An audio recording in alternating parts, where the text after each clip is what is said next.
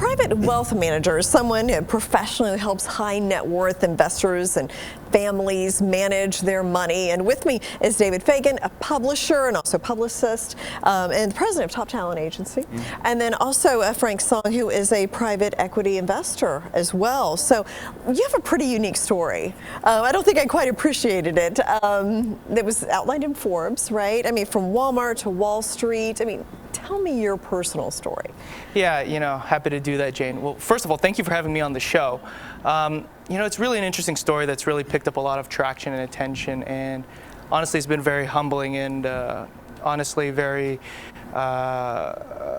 interesting to experience all of this. And the story is basically of me literally, at one point, living in Walmart during my teenage years. And so during that period of my life, I was effectively homeless and I didn't have a place to go. And so one of the main places that I would hide out in was a Walmart. But there were a lot of grit, a lot of hard work, a lot of resilience, a lot of perseverance, a lot of resourcefulness, and I guess a lot of basically being willing to do whatever it takes to succeed. That was the perfect formula for what a lot of people call opportunity. And it was that opportunity that led me to working at some of the top investment banks and some of the top private equity firms on Wall Street and beyond. And so, I guess it's that story that a lot of people find inspiration in. So I'm just happy to be sharing it today with you. Yeah, no, for sure. And I mean, how did you do that? Like you mentioned grit, and I mean, how did you get through those difficult times and find the resilience to be able to, I mean, I'm sure you got rejected many, many times. How did you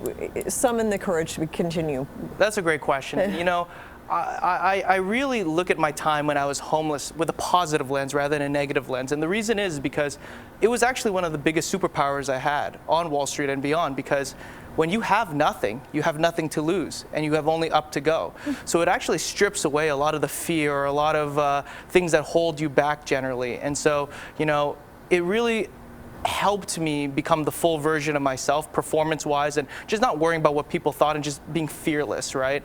And second is that it really gave me an opportunity to practice being resourceful. And resourcefulness, especially in this uncertain economy and in this world, is a real skill set. I would really say that. So I actually see it as a really big blessing that I had this practice session, although it was forced upon myself to be able to practice that skill of resourcefulness. Oh, there's enough pampered people on Wall Street, so I think it's really good that you're resilient. So, David, go ahead. Thank you so much. Well, yeah, this is great to hear the story here as well, and it's such a great story. It's going to be a book, it could be a movie script. I know there's a lot in the works right now, and some people even have drawn the comparison between, say, you and Will Gardner, or that movie Pursuit of Happiness.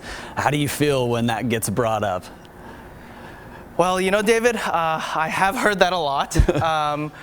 I heard it a lot during my time on Wall Street and even to this day. And what I can say is that, I've personally got a lot of inspiration from Chris Gardner's story in the movie Pursuit of Happiness. As somebody who's personally watched it many times and countless of times, I can definitely see the similarities. So like Chris, who's been willing to share his story and go on and bless and inspire others, I've been willing to do the same. So a lot of people have talked to me about books, they've talked to me about movies, but for me, at the end of the day, if I can inspire the next Frank Song, if I can help the next Frank Song, that's really what gets me excited at the end of the day. So the people I work with have been keeping me humble. The people in my personal life, they've been keeping me humble. But the bottom line is that a lot of people in media, in the news, in show business, they really believe that this is a story that the world needs to hear, like in uncertain economic times. Yeah. Now, you've also gone on to do a lot of things in private equity and investment. So tell me, like, what you have done. Where are you now? What are you doing? And what's your investment philosophy?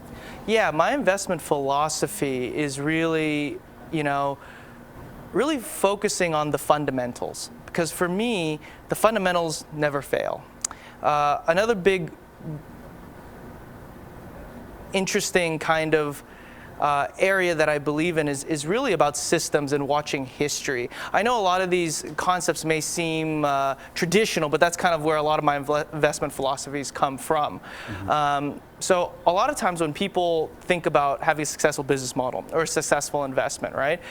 it's really not about reinventing the wheel. As cliche as that sounds, it's really about taking that wheel and using it to get to where you need to get to. And so for me, I really use logic and the fundamentals to get to where I need to get to. Yeah. So when I make investments, it's really about thinking, what makes sense to me. Somebody shouldn't have to convince you, what a good investment is. And so it doesn't matter if something's cool, new, or, shiny, right?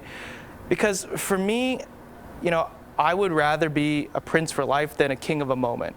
And there are a lot of kings, but their reigns are only for a moment. But when you really focus on logic, the fundamentals, you have a solid micro and macroeconomics behind that business model or that investment, you can be a prince for life, no matter the economic condition or outside forces. The only one small catch is that, you have to build it a little bit more carefully. You have to work a little bit harder. And maybe it might be a little bit slower, but that's just how I roll. Yeah. So any advice for people or companies that are, we're supposedly facing a recession next year. How do you navigate that? Yeah, as somebody who's experienced down markets a lot and downs in different scenarios and situations, I am a true believer that in tough times it really creates opportunity. And so, I would tell everyone that even if markets continue to trend downwards, just know that there are opportunities in that market. Some of the greatest investors and business people, they built their empires in quote unquote down markets.